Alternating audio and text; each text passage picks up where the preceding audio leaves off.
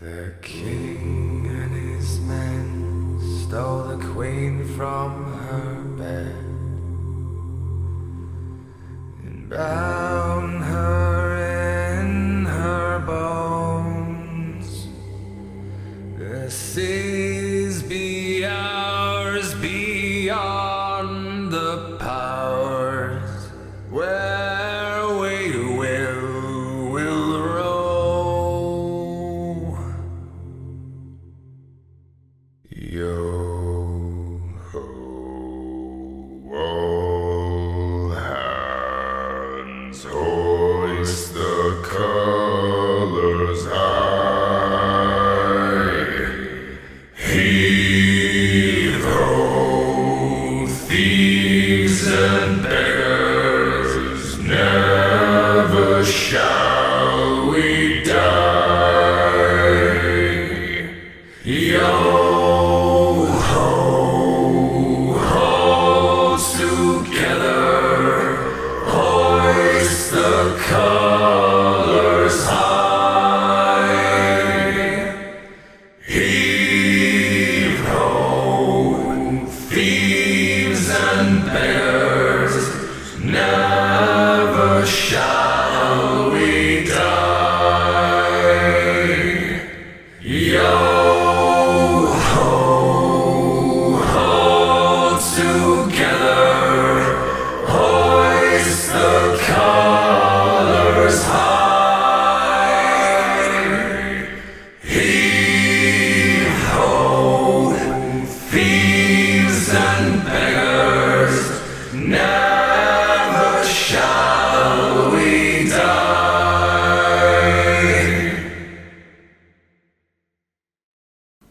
Le racisme dans la stratégie des hauts initiés. La liberté d'immigration dans le monde entier pose une question urgente. Comment expliquer que le judaïsme talmudique et son rejeton maçonnique poussent à un mélange de races sans discrimination, alors que le judaïsme a en horreur de la manière la plus catégorique une quelconque contamination avec des personnes de races différentes? La réponse est évidente. Les pilotes du grand œuvre qui doit conduire au gouvernement mondial savent bien que le principal obstacle à la formation d'un gouvernement unique est constitué par la diversité des religions, et donc des traditions. En mélangeant entre elles ces religions et traditions, et cela grâce à des migrations telles qu'à côté d'elles, les migrations qui ont suivi la chute de l'Empire romain d'Occident sont négligeables, ils veulent parvenir précisément au suicide national et à la destruction des peuples dans un conglomérat syncrétiste qui devra conduire à l'homme nouveau et dont le nom officiel est New Age ou Âge du Verseau. L'invité sans interdit de Robert Ménard qui reçoit ce soir le grand maître du Grand Orient de France, Guy Arciezé. Bonsoir messieurs. Et maintenant, on a, dans cette société-là, plusieurs identités, il faut les défendre. Et il faut surtout défendre celles qui ne sont pas les nôtres. Moi, j'ai des racines chrétiennes. Moi, je suis d'origine chrétienne, je le dis clairement. Mais ceci dit, j'avais aussi une mère juive. Quel est l'objectif? Ça va faire parler.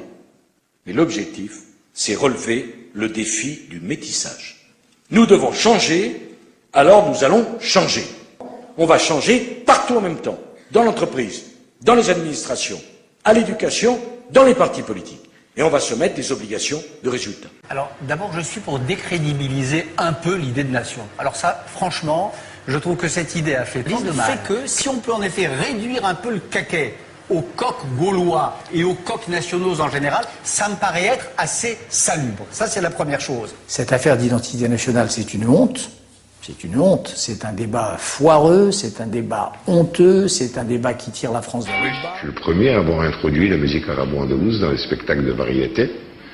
Et c'est moi qui étais un petit peu le père de tous ceux qui font du rail à l'heure actuelle, puisque je leur ai ouvert la porte. Je ne dis pas que je suis un chanteur de rail, pas du tout. C'est pas moi le créateur du rail, ce sont eux. Chem Mami, Khaled, Faudel et tout cela. Et quand ils ont explosé avec le rail, c'est parce que je leur ai ouvert la porte en introduisant la musique arabo-andalouse dans un spectacle de variété. J'ai fédéré, malgré la séparation, malgré la coupure des racines, j'ai fédéré toutes les communautés. Et en tant que juif en plus. L'immigration, de toute façon, est effectivement tellement importante. On a des immigrés de deuxième, de troisième génération. Bon, ça y est, la France, elle est en train de se métisser, on va vivre avec. Et si on n'y arrive pas, la France va disparaître. Le problème n'est plus là. Emmanuel connaît le sujet beaucoup mieux que moi, mais la France est un pays qui est fait d'immigrés. Nous sommes tous des immigrés. D'ailleurs, le mot France est un mot qui vient d'Allemagne. Nous sommes tous, par nature, des étrangers. La France, ça n'existe pas autrement comme un mélange permanent de c'est là que je voulais ajouter. Je crois qu'il est très important d'admettre, et en tout cas c'est moi ce que je défends beaucoup, mais c'est pas le sujet de ce livre, c'est que un pays c'est un hôtel. Je veux dire qu'ils la font maintenant, tout le monde veut une loi, très bien.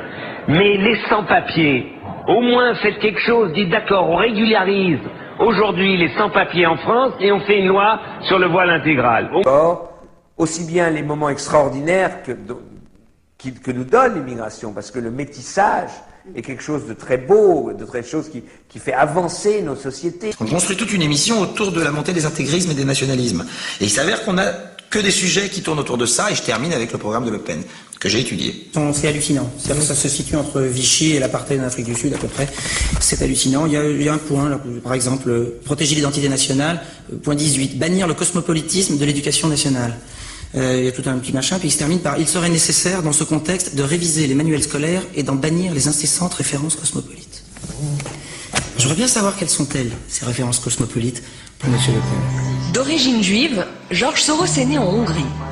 Aujourd'hui, son argent et son statut lui donnent la liberté de dire ce qu'il pense, y compris à Nicolas Sarkozy. On ne peut pas traiter les Roms différemment des autres. Cela doit cesser. Dans ce contexte, l'objectif de la fusion des races est seulement un leurre. Ce que l'on tend en réalité à atteindre n'est pas la disparition des races séparées en tant que telles, mais la disparition des traditions séparées, incompatibles en quoi que ce soit avec la doctrine et avec les programmes des hauts initiés. Face à cette œuvre démesurée, titanesque dans tous les sens du terme, des oppositions, même violentes, sont inévitables compte tenu des immenses problèmes de cohabitation entre des populations aux mœurs très différentes. Des problèmes de sécurité publique, d'occupation, de santé qui entraînent inévitablement. Eh bien, ces oppositions sont diabolisées et grossièrement simplifiées en recourant au mot magique « racisme », rendu odieux par le souvenir récent des horreurs du nazisme hitlérien. L'équation racisme, entendue dans le sens subrepticement élargi, égale nazisme, constitue, en fait, aux mains des hauts initiés, l'instrument pour frapper quiconque s'oppose à cette immense opération alchimique de transformation du genre humain tout entier. Il est donc opportun de considérer que, si l'on veut bien tourner son regard vers le passé, on ne peut pas ne pas s'apercevoir que le racisme était complètement inconnu du monde occidental. La chrétienté, en fait, n'avait aucun problème à reconnaître en saint Augustin, numide et donc noir, son plus grand docteur de l'Église jusqu'à saint Thomas, ou encore à fonder l'Église et la civilisation d'Occident, sous l'enseignement et la direction de pasteurs juifs ou asiatiques comme saint Épiphane de Salamine ou saint Irénée. Le racisme, en revanche, a fait justement son apparition dans le sillage des idées et des mouvements issus de la Révolution française qui a réalisé le programme maçonnique et talmudique de laïcisation de la Civitas Christiana. La raison en est évidente. Alors qu'auparavant la cohésion sociale était garantie par la religion, facteur spirituel, ultérieurement, à la suite des idées répandues par les frères, Fichte, Bercher, Mazzini, on a dû reconnaître le facteur d'agrégation dans la langue et dans le sang, donnant ainsi naissance au nationalisme, antichambre du racisme, comme l'enseigne le cas paradigmatique du néfaste national-socialisme allemand. Si l'on veut, par contre, approfondir davantage cette analyse, on découvre avec stupéfaction que la tradition qui depuis toujours prêche la distinction et l'opposition des races est précisément la religion juive. C'est justement ce racisme incorporé dans une religion qui explique la survie du peuple juif à travers une diaspora bimillénaire dans le monde entier.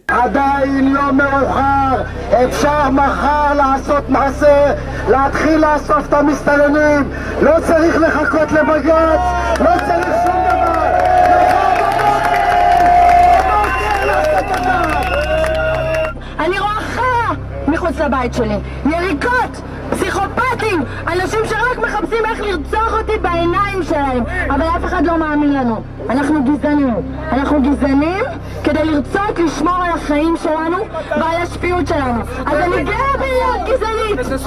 אני גאה בלהיות גזענית! אם אני גזענית בשביל לשמור על החיים שלי, אז אני גאה!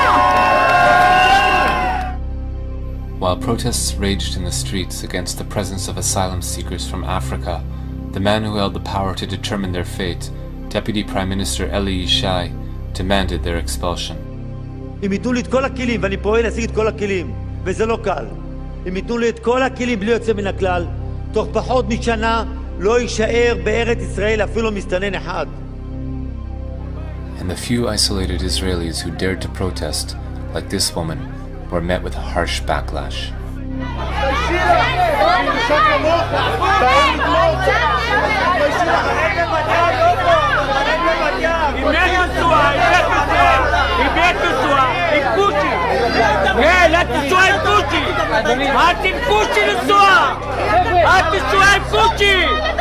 לכי את והוא!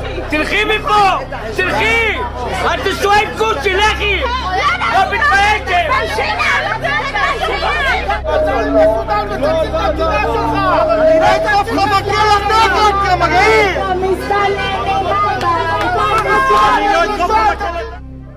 At the anti-African rallies we documented, one figure was ubiquitous, a member of Knesset named Michael Ben-Ari.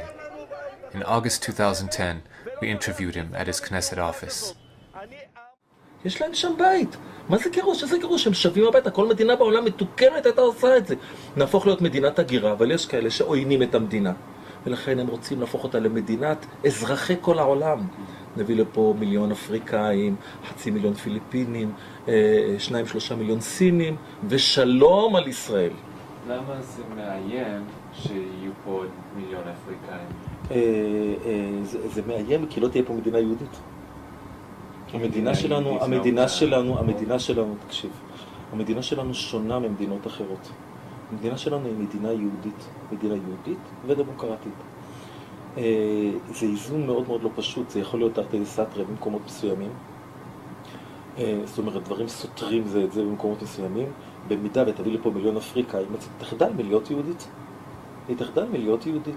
אנחנו נלחמים, לדוגמה, בתופעה של התבוללות. בעולם ישנה התבוללות של 70-80% במקומות מסוימים בעולם. זאת אומרת, עם ישראל הולך לאיבוד. לי עם ישראל יקר. Ben-Ari is known for leading nationalist marches through Arab neighborhoods inside Israel, where he antagonizes, intimidates, and menaces Arab citizens. On the holiday of Chanukah, Ben-Ari led a rally at Levinsky Park, a public space in South Tel Aviv that has become home to many Africans who were denied work permits and the ability to afford housing. אנחנו נגיד פה לכל הצבועים האלה, לכל הצבועים, אתם רוצים לעזור לאפריקאים, תיסעו לאפריקה. אתם רוצים לתת להם אוכל, לכו תיתנו להם שם. זאת המדינה היהודית היחידה שיש לנו. Earlier in the year, at an anti-African rally in Tel Aviv that was attended by thousands, Ben-Ari was joined by lawmakers from the governing Likud party and other mainstream politicians. אריתריאה וסודאן זה לא כאן.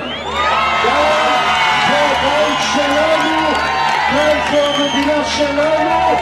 אבל הדבר החשוב ביותר זה לגרש את המסתננים לארץ ישראל ולשמור על מדינת ישראל כמדינה יהודית. חברים, אני היום במליאה אמרתי, הסודנים הם סרטן בגוף שלנו. Minutes after the rally, 1,000 Israelis rioted, attacking African homes and businesses and assaulting any African they found in the street. Here is footage shot by one of the participants in the riot, a supporter of Michael Ben-Ari. Days later, Yulia Shmuelov-Belkovich, at the time a legislator from the centrist opposition party, Kadima, called for Israelis who advocate for the Africans to be locked in prison camps alongside the asylum seekers. אני מסכם בדיוק. דרך אגב, מעבירה אותם גם לאותו מקום שאנחנו בונים עכשיו את המחנות, שיעבדו שם.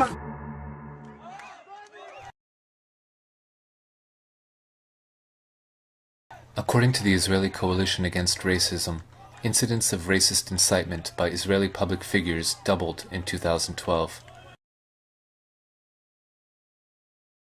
In many cases, the targets of their hateful invective were not Palestinians, but African migrants.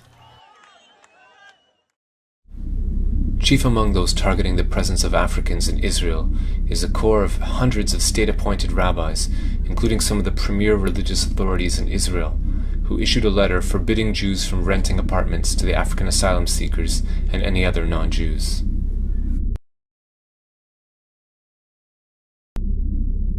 Here is a rabbi that we filmed, one of many who labored to promote the religious edict.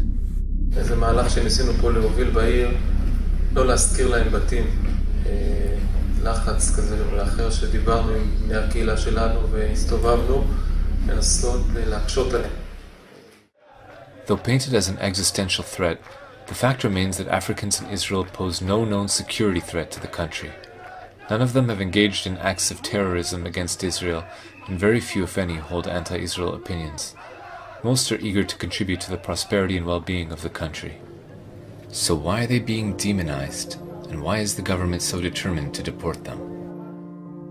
Prime Minister Benjamin Netanyahu previously warned that if the level of Arab citizens of Israel exceeds 30% of the general population, Israel could become a binational state and would lose its Jewish character. With tens of thousands of non-Jewish African migrants living in Israel by 2010, Prime Minister Netanyahu warned that their presence increases the looming threat to the Jewish character of the state.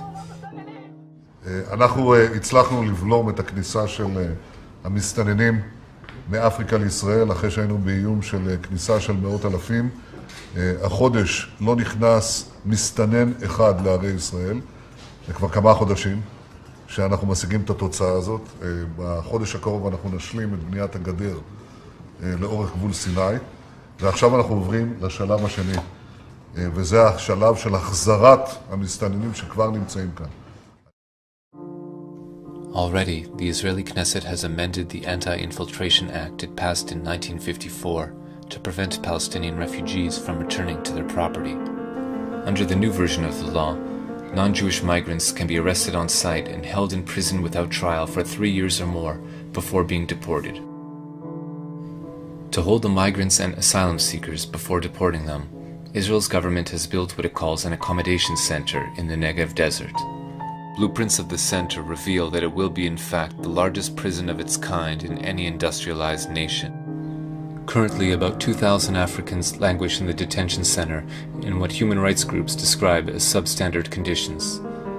This footage we shot outside the prison shows how vast it is. A comprehensive look at the interior of the prison camp has never been presented to the general public. Until the Israeli government is able to resolve the crisis, the chaos in the streets continues. This past New Year's Eve, we followed a mob of ultra-nationalists as they marched through South Tel Aviv, demanding the expulsion of non-Jewish Africans.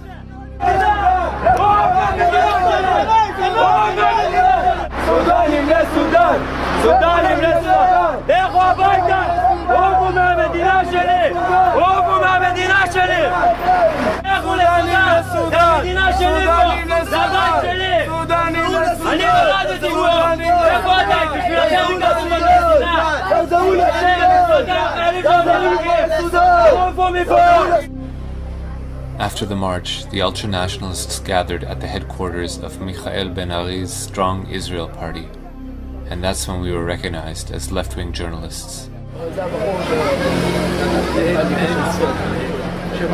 שמחסום את המצלמה. תזכור את הפנים שלו למה הם חיים בהפגנות, הם כולם נראים אותו דבר. מי זה? Well, I'm saying a better reason. Are you on television? Yeah, I'm in... אז למה הוא עומד פה כמו פוסטמה? אני חושב שעכשיו את האמת כבר נגמר לו. למה אתה עומד פה כמו פוסטמה? עם פרצוף של דביל? À ce sujet, nous pouvons citer deux auteurs irréfutables. Le premier d'entre eux est le juif Bernard Lazare, pseudonyme de Lazare Bernard, qui, en 1894, écrivit le livre « L'antisémitisme, son histoire et ses causes ». Livre écrit en réponse à la très fameuse œuvre antisémite d'Édouard Drummond, « La France juive ». Nous lui laissons la parole. Une chose empêcha cette fusion et maintint les Hébreux parmi les peuples. Ce fut l'élaboration du Talmud, selon lequel, sans la loi, Sans Israël pour la pratiquer, le monde n'existerait pas. Dieu le ferait rentrer dans le néant. Et le monde ne connaîtra le bonheur que lorsqu'il sera soumis à l'empire universel de cette loi, c'est-à-dire à l'empire des Juifs. Par conséquent, le peuple juif est le peuple choisi par Dieu comme dépositaire de ses volontés et de ses désirs. Il est le seul avec qui la divinité ait fait un pacte. Il est l'élu du Seigneur. Au moment où le serpent tenta Ève, dit le Talmud, il la corrompit de son venin. Israël, en recevant la révélation du Sinaï, se libéra du mal. Les autres nations n'en peuvent guérir. Ainsi, si elles ont chacune leur ange gardien et leur constellation protectrice, Israël est placé sous l'œil même de Yahvé. Il est le fils préféré de l'Éternel, celui qui a seul droit à son amour, à sa bienveillance, à sa protection spéciale, et les autres hommes sont placés au-dessous des Juifs. Ils n'ont droit que par pitié à la munificence divine, puisque seules les âmes des Juifs descendent du premier homme. Les biens confiés aux nations appartiennent en réalité à Israël. Une des manifestations les plus connues de ce racisme talmudique est donnée par la peur qu'ont ses partisans les plus orthodoxes du contact physique avec des personnes de races différentes. Lazare écrit à ce propos: « Une crainte encore, celle de la souillure, sépara les Juifs du monde et rendit plus rigoureux leur isolement. Sur la souillure, les pharisiens avaient des idées d'une rigueur extrême.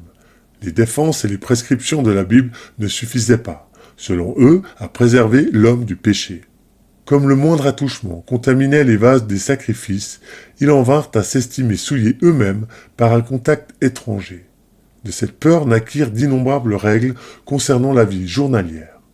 Règles sur les vêtements, l'habitation, la nourriture, toutes promulguées dans le but d'éviter aux Juifs la souillure et le sacrilège, et, encore une fois, toutes propres à être observées dans un État indépendant ou dans une cité, mais impossibles à suivre dans des pays étrangers, car elles impliquaient la nécessité, pour ceux qui voulaient s'y astreindre, de fuir la société des non-juifs et par conséquent de vivre seuls, hostile si tout rapprochement.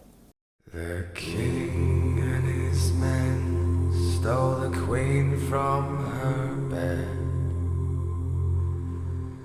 and bound her in her bones. The seas be ours beyond the powers where we will row.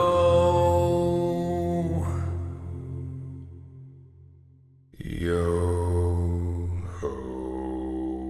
all hands, hoist the colors high. Heave-ho, thieves and beggars, never shall we die. L'autre écrivain qui s'engagea à soutenir cette thèse est le professeur Gershom Scholem, très grande autorité en matière de Kabbale, qui est considérée comme la doctrine la plus profonde du judaïsme talmudique, et qui fut l'un des fondateurs du centre de recherche kabbalistique constitué auprès de l'Université judaïque de Jérusalem, dans le but de restituer à la Kabbale son rôle de point d'unité morale et religieuse du peuple juif dispersé. Le professeur Scholem, dans son livre fameux, intitulé justement « La Kabbale », explique que selon cette doctrine, il y a une nette distinction entre les âmes non juives et les âmes juives. Les premières ont leur origine dans l'autre partie, ou Sitra Hara, les secondes dans la partie sainte, ou Sitra Kedusha. Or, la Sitra Hara, comme l'enseigne toujours Scholem, est le royaume des forces du mal, sur lequel domine la reine Lilith, épouse de Samaël, ou Satan, mère des gens impies, qui constitue la multitude mélangée et gouverne sur tout ce qui est impur. C'est dans ce contexte idéologique et culturel que semble devoir se situer le fameux massacre d'Hébron le 3 mars 1994 par Baruch Goldstein. S'il est vrai que les participants aux funérailles de l'auteur du massacre criaient « Le doigt d'un juif vaut 1 million d'Arabes », comme l'indique l'article du Corriere della Sierra. du 4 mars 1994. Et le célèbre auteur juif Albert Memmi, dans l'un de ses ouvrages sur le racisme, intellectuellement honnête, constatait « La finalité du racisme est dans la domination ». À ce point, il est évident que poser la question de l'opposition entre le monde chrétien et le judaïsme en termes raciaux, comme le fit Hitler, est mystifiant et ridicule. En vérité, les chrétiens, loin de repousser le juif en tant que tel, revendiquent depuis toujours d'être les vrais héritiers du judaïsme de l'Ancien Testament, de constituer le nouveau Israël. Notre Seigneur Jésus-Christ était juif, comme la Vierge Marie, comme les apôtres, comme les 3 des 4 évangélistes, comme tous les premiers convertis qui, par milliers, suivirent la prédication de Pierre et des autres apôtres, comme enfin Saint Paul, l'apôtre des gentils, sans parler à notre époque de Alphonse Ratisbonne et des ex-rabbins Chevalier d'Ract et Israël Zoli. La dispute entre racisme pharisiaïque et antiracisme chrétien remonte à Jésus lui-même et à saint Paul. En fait, ce fut Jésus lui-même qui expliqua que tous les autres peuples, jusqu'aux extrémités de la terre, entreraient dans la maison d'Abraham, parce que les vrais fils d'Abraham ne sont pas ceux qui ont dans leurs veines le sang de ce patriarche, mais bien ceux qui en accomplissent les œuvres. Jean 8 et saint Paul, toujours en polémique avec les pharisiens, parle de fils selon la foi et de fils seulement selon la chair. Car vous êtes tous fils de Dieu par la foi en Jésus-Christ, vous tous, en effet, qui avez été baptisés en Jésus-Christ, vous avez revêtu le Christ. Il n'y a plus ni juif ni grec, il n'y a plus ni esclave ni homme libre, il n'y a plus ni homme ni femme, car tous, vous ne formez qu'une personne en Jésus-Christ. Et si vous êtes au Christ, vous êtes donc descendance d'Abraham, héritier selon la promesse. Et avec ces paroles du Nouveau Testament, écrites par le juif Paul de Tarse, nous fermons ce chapitre, nécessaire pour rétablir la vérité sur les origines de ce racisme que l'on voudrait imputer au catholicisme en recourant à un autre mot magique et déroutant, l'antisémitisme, qui ne serait autre qu'une forme particulière de racisme. Voilà, si tu veux venir. Il y a des petites filles d'une autre couleur que la tienne dans ta classe? Non. Ah bon, tout le monde est blanc. Il n'y a pas de jaune, pas de noir, pas de rouge. Non. Mais s'il y avait? Bah, peut-être ça serait mes copines, si ça serait des filles. Si tu devais un jour te marier avec Magis, c'est possible? Pas maintenant, quand il serait grand. Voilà, et ben écoutez, c'est très bien. Hoist the colors high, heave ho, thieves and beggars, never shall we die.